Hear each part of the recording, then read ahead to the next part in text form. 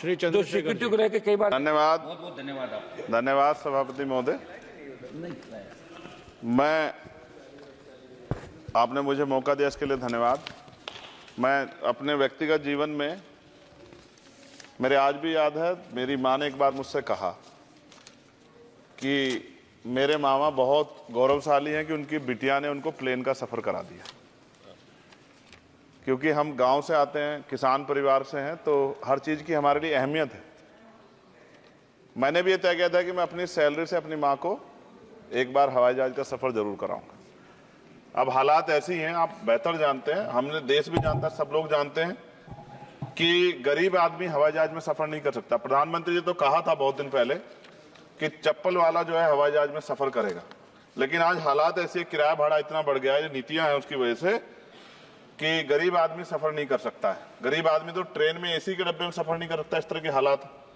तो मेरी मंत्री जी से मांग है कि कोई व्यवस्था ऐसी की जाए कि जो करोड़ों महिलाएं देश की हैं, करोड़ों परिवार ऐसे जिन्होंने सपना ही देखा हवाई जहाज को जाते, उनको भी एक बार मौका मिले कि हवाई जहाज का सफ़र कर लें। तो अगर किराया सस्ता होगा तो शायद वो प्रयास कर सकते हैं, उनके बच्चे प्रयास कर सकते हैं।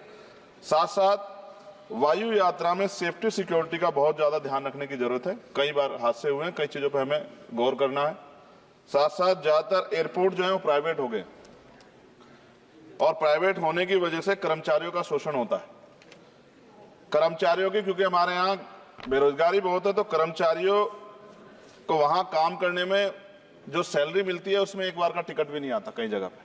तो मेरी आपसे ये आग्रह है कि जिन लोगों जो प्राइवेट हो गए वहाँ भी सैलरी कम से कम न्यूनतम वेतन इतना होना चाहिए 20,000 रुपए, कि वो अपने परिवार का भी और सफर भी वो कभी कर ले, ऐसा मौका भी उन्हें मिलना चाहिए। साथ साथ प्राइवेट होने की वजह से SC/ST OBC के बच्चों को जो नौकरी मिल जाती थी वो भी जीरो होगी। तो मेरी आपसे आग्रह है कि अगर प्राइवेट भी हो गया तो उनसे भी कहा जाए कि कमजोर वर्गों के लोग बच्चों को मौका दिया जाए। साथ साथ नगीना में जहां जिन्होंने मुझे चुन के भेजा, मैं उनका धन्यवाद करता हूं उस क्षेत्र का, वहां एयरपोर्ट नहीं, और लंबे समय से उनकी मांग, वहां पायलट ट्रेनिंग स्कूल भी नहीं है, एरोस्टेस ट्रेनिंग स्कूल भी वहां खोलना चाहिए, क्योंकि ग्रामीण क्षेत्रों की प्रतिभाओं को नकारना नहीं चाहिए। साथ साथ मेरा जिला जो है सहारनपुर, वहां एयरपोर्ट पुराना है, वो डिफेंस का है सरसावा में, लेकिन वहां से पैसेंजर जो है यात्रा के लिए कोई सुविधा नहीं। और साथ साथ एक जगह छुटमलपुर, क्रांतिकारी जगह है, जहां हम पैदा हुए, क्रांतिकारी जगह है ही वो सर। तो वहां पे भी हवाई पट्टी की जो है स्थापना जो है सरकार को करानी चाहिए। हमारे लोगों को, छुटमलपुर के लोगों को बहुत अच्छा लगेगा और फायदा भी होगा, बहुत सारा जो है आसान हो जाएगा जनता के लिए। और सुबह से हम प्रयास कर रहे हैं सर कि हमें बोलने का मौका दिया। यहाँ छोटी पार्टियों के लिए थोड़ी समस्या है और 2.5 घंटे इंतजार का मौका मिल रहा है। मैं भाजपा के साथियों को याद दिलाना चाहता हूँ, एक समय था कि आप पे भी 2 मेंबर ऑफ पार्लियामेंट थे, आज आपकी सरकार है, आपको तीसरी चौथी बार मौका मिला है। अगर हम लोग भी ज्ञान की कमी थोड़ी है किसी में, ऐसा तो रानी के पेट से ही राजा पैदा होता है या कोई माँ के पेट सीख के आता है। हम तो संघर्ष करके आए 15-15 साल, तो जब हमें मौका नहीं मिलेगा, अपनी बातें रख पाएंगे तो हमारी बात कैसे पहुंचेगी। साथ साथ मेरा आपसे आग्रह है, ये मेरी मांग नहीं है, ये पंजाब के लोगों की मांग है। देश के प्रधानमंत्री जी आप कह के आए थे पंजाब में, कह के आए थे पंजाब में कि जब आदमपुर एयरपोर्ट का नाम जो है सतगुरु रविदास जी महाराज के नाम पर करने के लिए कह के आए थे प्राइम मिनिस्टर। आप पता करा लो, ऑन रिकॉर्ड है, प्राइम मिनिस्टर ने अपनी स्पीच में कहा जब पंजाब गए कि हम इस जालंधर में जो एयरपोर्ट है आदमपुर में, कि हम उसका नाम सतगुरु रविदास जी महाराज के नाम पे करेंगे। लेकिन सर दावे और वादे हैं, कब तक ये खोखले वादे होते रहेंगे। देश के प्रधानमंत्री की बात का कोई सम्मान होना चाहिए। क्या सरकार, ये मंत्री जी नहीं सुनना चाहते, या फिर उन्होंने झूठा वादा कर लिया, इन पे भी ध्यान देना चाहिए। लेकिन साथ साथ मेरी मांग भी है, मैं पुनः इस बात को दोहराऊंगा सर, कि गरीब लोग, मैं गांव में जाता हूं, मीटिंगों में जाता हूं, पूछता हूं महिलाओं से, कभी हवाई जहाज सफर किया? मैं लाखों लोगों से मिल चुका, आज तक गरीबों ने हाथ नहीं उठाया सर कि उन्होंने हवाई जहाज का सफर किया, हेलीकॉप्टर का भी नहीं किया है।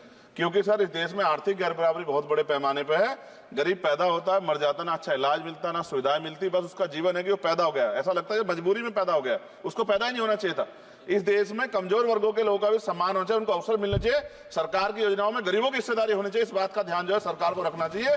और अगर सरकार नहीं रखती है तो वो सरकार सर गरीबों की नहीं हो सकती है।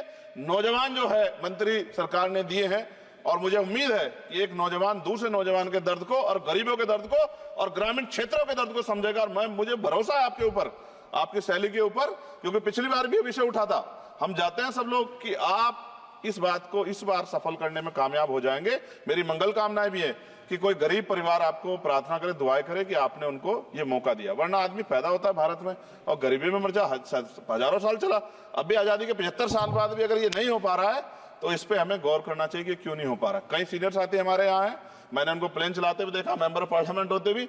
मेरा विश्वास है कि अगर इधर से भी और इधर से भी सब लोग जनता के विषय में सोचेंगे तो जनता की जिंदगी आसान होगी, जो कि अभी नजर नहीं आती। और मैं फिर आपसे आग्रह करूंगा, आप चेक कराइए, SC ST OBC के बच्चों को वैसे ही नौकरी नहीं मिल रही है, और जब ये पूरा सेक्टर प्राइवेट हो जाएगा तो क्या रिजर्वेशन करेंगे हम लोग?